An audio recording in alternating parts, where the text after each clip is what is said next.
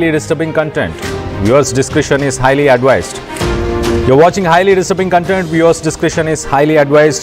ఇటు విజయారెడ్డి కేసులో వెలుగులోకి షాకింగ్ నిజాలు బయటకు వస్తున్నాయి.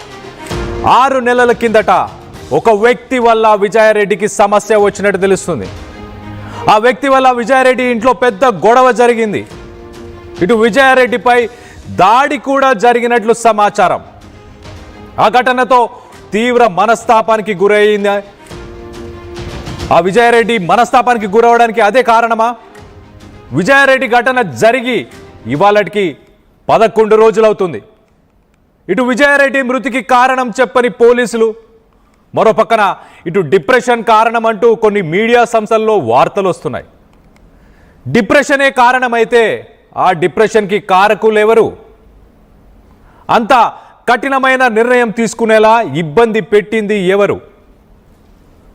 నిందితుల్ని త్వరగా పట్టుకొని శిక్షించాలని వేడుకుంటున్నాడు ఇటు విజయారెడ్డి అన్న చిరంజీవి. సో మొత్తం మీద కొంత మిస్టరీ అయితే అలానే ఉండిపోయింది. కానీ తన ఇంటి దగ్గర తన మీద గొడవకి వచ్చింది ఎవరు? 6 నెలల కింద ఓ వ్యక్తి వల్ల విజయారెడ్డి ఇంటి దగ్గర గొడవ జరిగినట్టు జరుగుతుంది. ఆ గొడవ పెద్దదిగా మారిందా? పెద్దదిగా మారితే ఆ గొడవని పెద్దదిగా చేసింది ఎవరు? ఆ గొడవకి కారణమైన వ్యక్తి ఎవరు? గొడవని పెద్దగా మార్చిన వ్యక్తి ఎవరు? మొత్తానికైతే ఇక్కడే ఆ ట్విస్ట్, ఇక్కడే ఆ మెయిన్ రీజన్.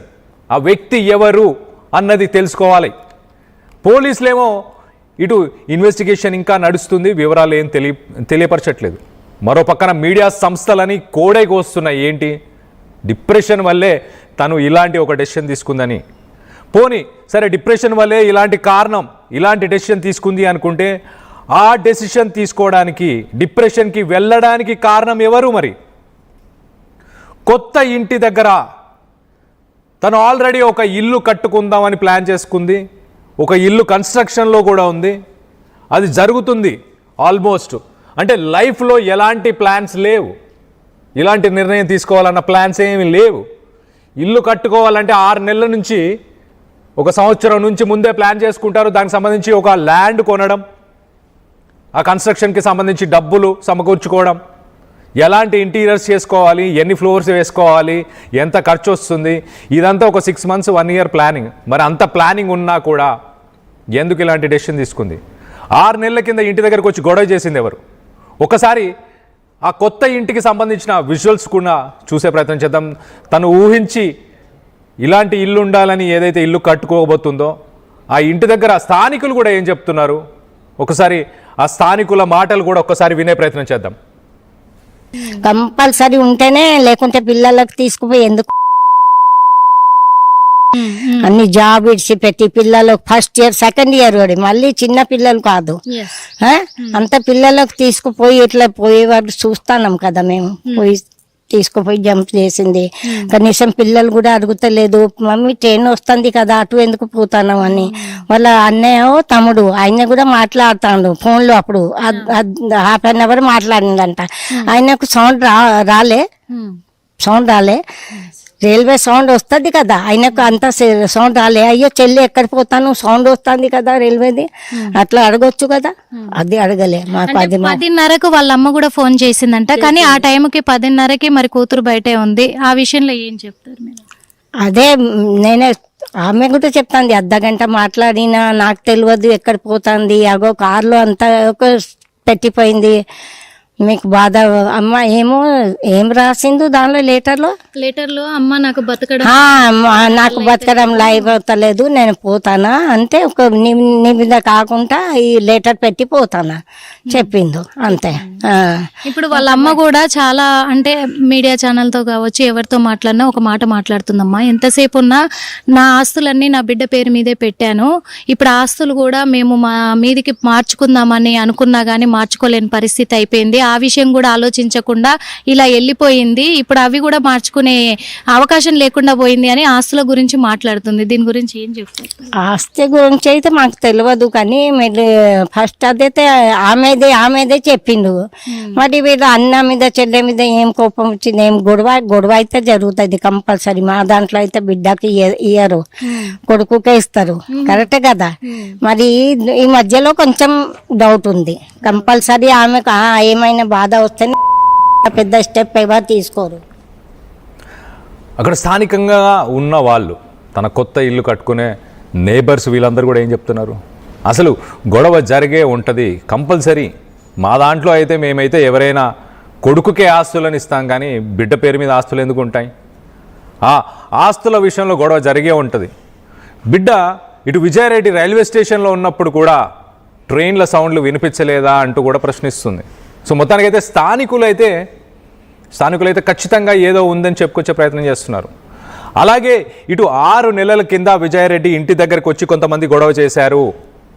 ఏ విషయంలో గొడవ చేశారు, ఎందుకు గొడవ జరిగింది, ఆ గొడవ విషయంలో ఇటు విజయారెడ్డి మనస్తాపానికి చెందిందా?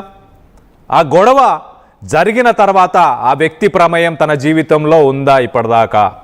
లేకపోతే ఆ గొడవ గురించి మరో వ్యక్తి ఎవరైనా ఆమెని ప్రేరేపించారా, ఆమెని బాధ పెట్టారా, డిప్రెషన్లోకి తీసుకెళ్లే ప్రయత్నం చేశారా?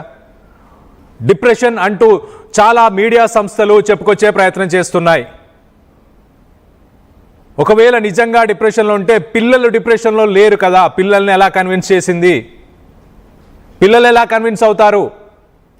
ఇంత చిన్న విషయాన్ని ఎందుకు ఆలోచించట్లేదు? పోలీసులు మాత్రం ఎక్కడ ఇప్పటిదాకా ఒక నివేదికను మాత్రం ఇవ్వలేదు. పోలీసులు ఎక్కడ తను డిప్రెషన్ వల్ల మానసికంగా ఇబ్బంది పడింది కాబట్టే ఇలాంటి డెసిషన్ తీసుకుంది అని ఎక్కడ ఒక్క స్టేట్మెంట్ కూడా 11 రోజుల్లో ఇప్పటిదాకా పోలీసులు ఒక్క స్టేట్మెంట్ కూడా ఇవ్వలేదు. అయినా కూడా మీడియా సంస్థలు అయితే అలా చెప్పుకొచ్చే ప్రయత్నం చేశాయి. 6 నెలల కింద ఎవరు గొడవ చేయడానికి వచ్చారు, దే విషయంలో గొడవైంది. ఇంకో పక్కన ఆస్తులన్నీ బిడ్డ పేరు మీద ఎందుకున్నాయని స్థానికులు ప్రశ్నిస్తున్నారు. బిడ్డ పేరు మీద ఎలా ఉంటాయి, కొడుకు పేరు మీద ఎందుకు ఉండవు? వాళ్ళిద్దరికీ ఏమన్నా విభేదాలు ఉన్నాయా? లేకపోతే ఆ ఇల్లు ఎవరిది? అసలు ఆ ఇల్లు విజయారెడ్డి కట్టుకుంటుందా?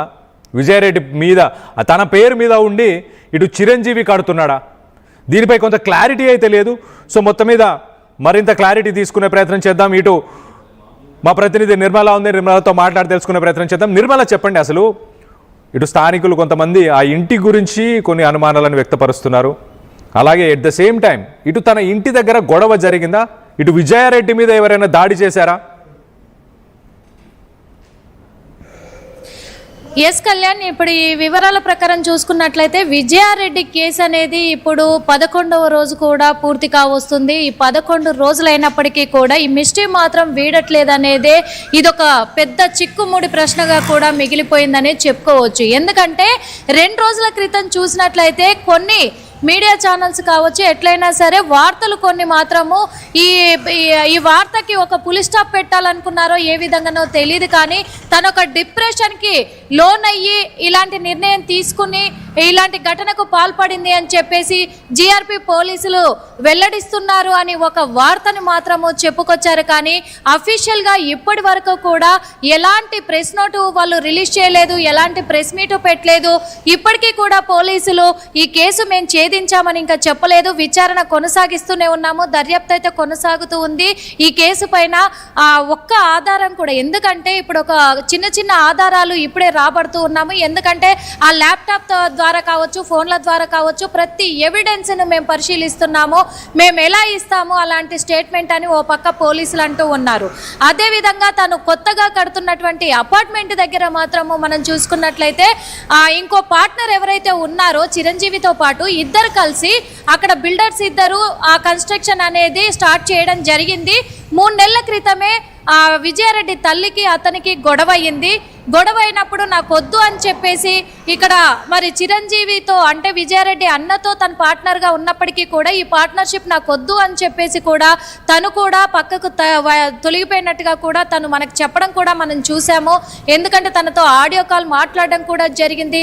తను క్లియర్గా చెప్పారు.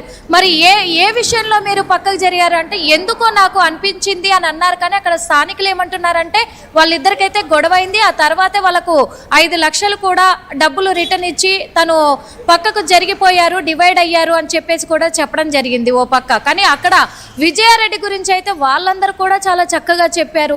ఇంకో విషయం ఏంటంటే కూడా ఇక్కడ చూసుకున్నట్లయితే ఇప్పుడు ప్రస్తుతం ఉంటున్న చెంగిచెర్ల ఇంటి దగ్గర మాత్రము స్థానికులు కొంచెం మీడియాతో మాట్లాడడానికి కొద్దిగా భయపడుతూ ఉన్నప్పటికీ కూడా వాళ్ళు చెప్పే సమాచారం ప్రకారం మాత్రము 6 నెలల క్రితం, అది ఇప్పుడు కూడా కాదు, 6 నెలల క్రితము తన ఇంట్లో గొడవైంది. కానీ ఎవరితో అయ్యింది ఏంటి అనేది మాకు క్లారిటీ లేదు, కాకుంటే మాకు పెద్దగా సౌండ్ వినబడ్డాయి అని చెప్పేసి చెప్పడం జరిగింది.